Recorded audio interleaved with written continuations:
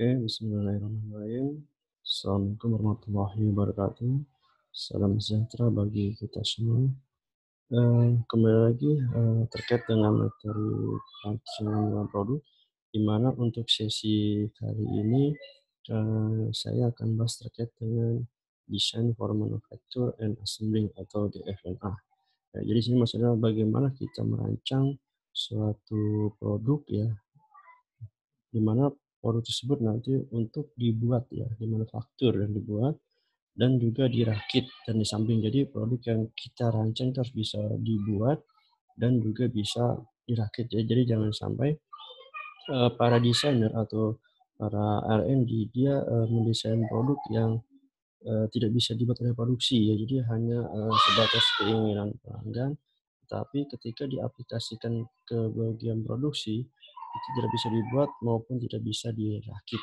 Nah, di sini selain itu DFMA ini juga untuk melihat apakah ada peluang untuk mengimprove atau meningkatkan produk tersebut dari sisi waktu pembuatan dan juga dari sisi biaya pembuatan dan juga dari sisi material atau komponen. Oke, baik. Di sini DFMA merupakan suatu metode pendekatan yang digunakan dalam membuat atau merancang ulang redesign produk yang berkualitas dengan minimum biaya. Jadi sebetulnya tujuan dari DFMA ini adalah untuk mencari peluang dalam membuat produk baru atau merancang produk baru dengan biaya minimum. Biaya minimum bisa dilihat dari material yang digunakan atau dari jumlah komponen yang digunakan jika dia perakitan, gitu ya. Nah, kemudian proses penyimpanan ini dapat dilakukan secara manual atau menggunakan komputer. Nah, jadi maksudnya adalah ketika kita membuat atau mendesain produk, yaitu bisa kita gambar secara manual dengan pensil gambar dan kertas gambar, kemudian atau bisa menggunakan komputer itu menggunakan software desain bisa AutoCAD, SolidWorks, SolidEdge, CATIA dan lain sebagainya. Yang untuk saat ini sudah banyak sekali software-software desain. Nah, di sini ada alur proses dari DFMA. Ya, nanti bisa kalian lihat ya di screen kalian. Ini ada alurnya. Nah, di sini tujuan dari FMA adalah untuk mengenali potensi perbaikan desain produk sedini mungkin. Jadi kita bisa secepat mungkin mengetahui, oh oke, produk tersebut bisa kita perbaiki desainnya ya agar tadi tujuan utamanya adalah meminimumkan biayanya bisa tercapai. Kemudian tujuan berikutnya adalah menambah nilai dari pelanggan ya. Jadi menambah customer value ya dari produk ya. Jadi kita ketika mau melepaskan produk sesuai dengan FMA, nah di sini kita meningkatkan kualitas, meningkatkan reliabilitas dan mengurangi time to market gitu ya. Jadi maksudnya jangan sampai ada komponen yang kita kurangi atau ada material yang kita rubah tetapi kualitasnya menurun, ya itu justru menjadi salah. Nah, di mana tujuan FH ini walaupun tujuan utamanya adalah untuk meminimumkan biaya, tapi tidak menyampingkan dari sisi kualitasnya. Kemudian dari sisi keandalannya juga ditingkatkan dan juga tujuan berikutnya adalah ketika ada proses yang kita kurangi, jika ada komponen yang kita kurangi, ya otomatis itu waktu pembuatan produk tersebut atau waktu perakitan dari proses lebih cepat sehingga bisa mengurangi time to market itu pelepasan produk ke pasar ini lebih cepat launchingnya ya. Jangan sampai kita sudah mendesain kemudian tetapi kita lama melakukan rilis ke pasar ya. Nah, nanti sudah ada pesaing yang sejenis yang lebih cepat lebih dahulu masuk ke pasar sehingga momen tersebut direbut ya, atau diambil oleh pesaing kita. Ya. Oke. DEVA itu memiliki ada dua aktivitas, gitu ya. Ada productivity engineering dan design for assembly. Di mana untuk productivity engineering adalah suatu proses review ya setelah desain produk selesai, fokus pada pembuatan komponen yang sederhana lebih mudah. Seringkali perubahan teknologi menghasilkan proses produksi yang lebih rumit. Jadi productivity adalah ketika sudah ada desain produk, ya sudah ada selesai desain produk kita selesai, nah kita fokus pada komponen-komponen yang sederhana dari produk tersebut ya. Ya. Nah, biasanya dari review itu mungkin akan ada perubahan desain dan apakah ada dari sisi bentuknya yang berubah atau bahkan mungkin bisa dari komponennya yang akan berubah ya. Kemudian desain for assembly ini perancangan untuk perakitan juga untuk mengurangi jumlah komponen dengan mengeliminasi atau kombinasi ini hampir sama.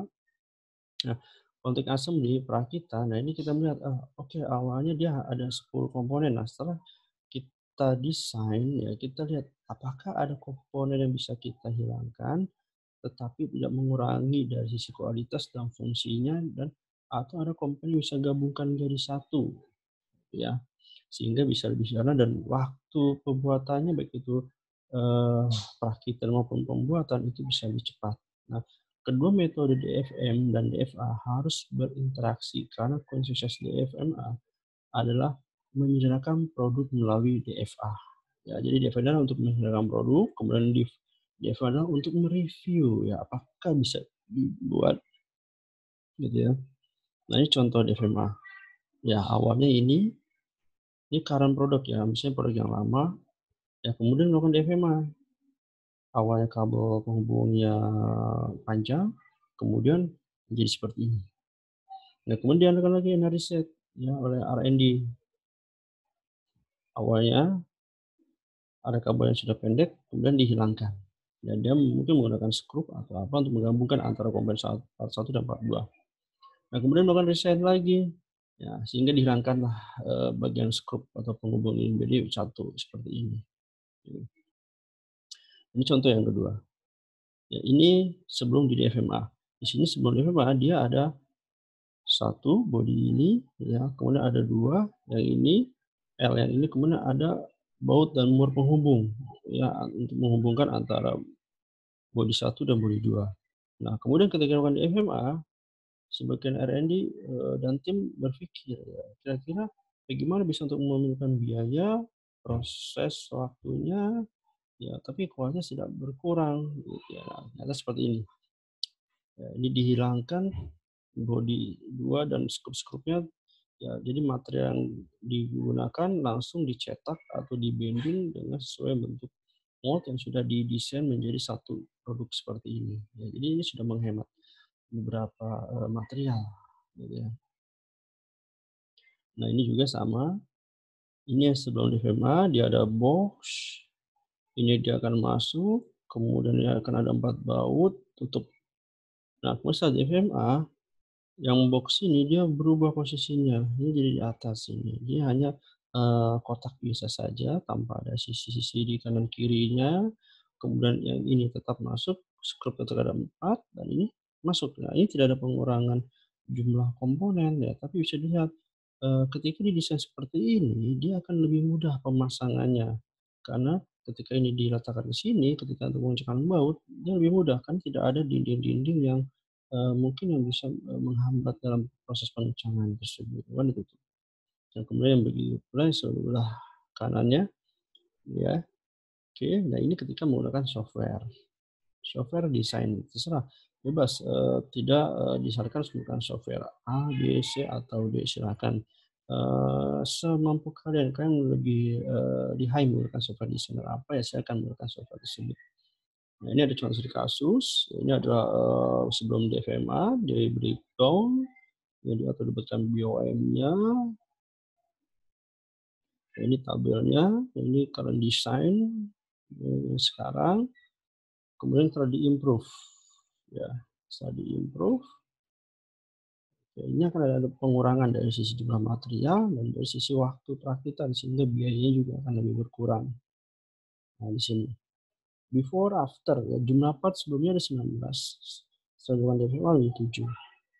Terdigital atau esensial part, jadi part yang penting ya tidak boleh hilang, tetap harus ada itu esensial part. Nah, kemudian efisiensi desain 7,3%, ini 26, ini sangat jauh sekali peningkatannya. Assembly time dari 163 menjadi 46, juga sangat jauh sekali peningkatannya. Assembly cost 133 berubah menjadi $38. Tercapailah DFMA-nya, tetapi tidak mengurangi fungsi kualitas karena ini sebagai part yang penting yang tetap harus ada, jangan sampai hilang. Ya, di sini DFA recommended design adalah basis disatukan dengan base, kemudian strap on cover plastik menggunakan stand off cover plastik base 6 screw, sini menggunakan pilot screw untuk menunjukkan base pilot screw. Nah, oke. Nah, kemudian perkembangannya lagi untuk negara yang sekarang ini, selain produksi bisa dibuat, kemudian dan dirakit, tetapi dia juga harus ramah gitu. Jadi bagaimana jadi FMI, Design for Manufacture Assembly and Environment. Jadi produk-produk yang dihasilkan oleh industri di saat ini itu harusnya ramah lingkungan.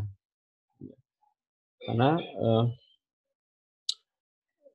itu setelah pencemaran kita ambil lokal saja di Indonesia itu sangat parah ya, pencemaran air ya, pencemaran tanah, pencemaran udara itu sangat parah sekali ya, sehingga dicanangkanlah oleh pemerintah untuk produk-produk yang dihasilkan oleh industri, semua produk itu harus ramah lingkungan ya. Nah, di sini ada limbah B3, ada peraturannya ya, Receipt of Hazardous Sustainable.